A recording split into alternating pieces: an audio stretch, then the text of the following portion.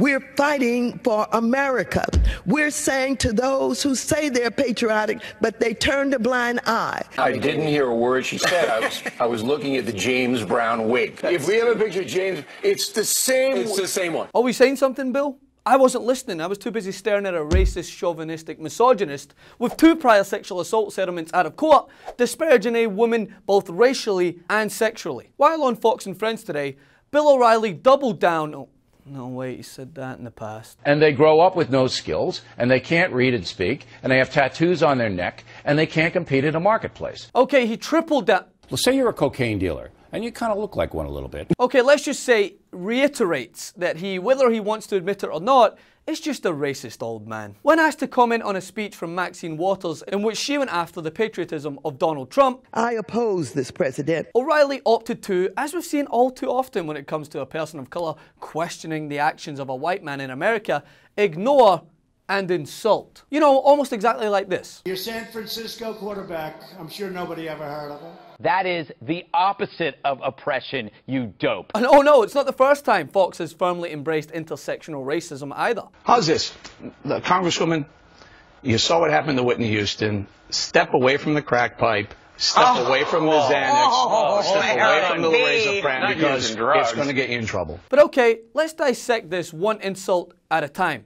Sexism first, then racism to follow. I mean, I can't believe this is a thing. It's fucking 2017. Okay, the fact that he mentioned her appearance first rather than her words on a political matter only reinforces that to guys like O'Reilly, a man who has repeatedly faced sexual assault accusations, you can't be taken seriously if you're a woman. I know you probably thought about this very much, Kirsten.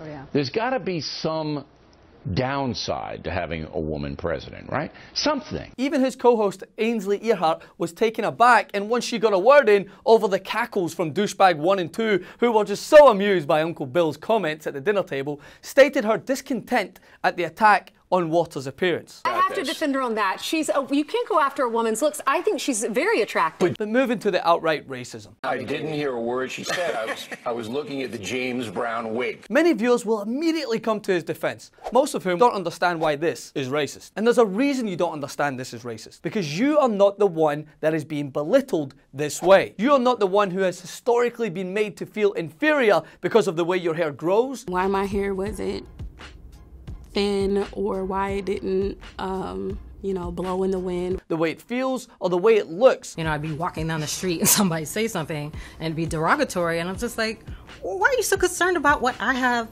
and how I rock my hair? Which is why I am 100% certain that if Maxine Waters was white, the term wig would not be used as an excuse to ignore everything she has to say. Now don't get me wrong, her appearance would be fair game, as we know how O'Reilly likes to focus on everything that stereotypically would make a person inferior to a white man. But targeting her hair in this way, specifically, is a clear form of racial profiling. There's a certain way that they treat African Americans and specifically African American women. Notice the consistent theme, African American women aren't really women. Who is Michelle Obama? Is she really a woman? Is she a man? But Jesus Christ, I mean, by now we all know that Bill O'Reilly is actually someone's racist uncle. But how long will this be tolerated? He has reinforced stereotypes with every fiber in his being. Left wants power taken away from the white establishment.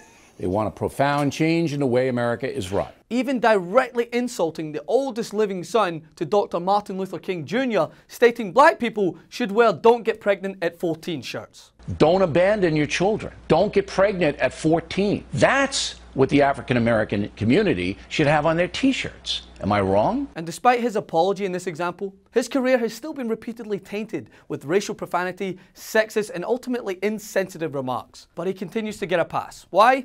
Because as long as he doesn't insult the primary demographic tuning in to watch his show, he'll be fine. But the bottom line is this, and pay attention. Maxine Waters is the senior most African American woman in Congress. She served in the House of Representatives since 1991 and has been in public service since 1977. She's about as impressive as a person can be and should be treated with respect, not belittled because of the color of her skin or the way she looks. So for the 167th time in your life, Bill O'Reilly, you can shove your apology because we all know where you really stand. Follow me on Instagram at Francis M. Maxwell and on Twitter at Francis_Maxwell. And please share this video. Continue to call out Bill O'Reilly for the racist he is and continue to resist.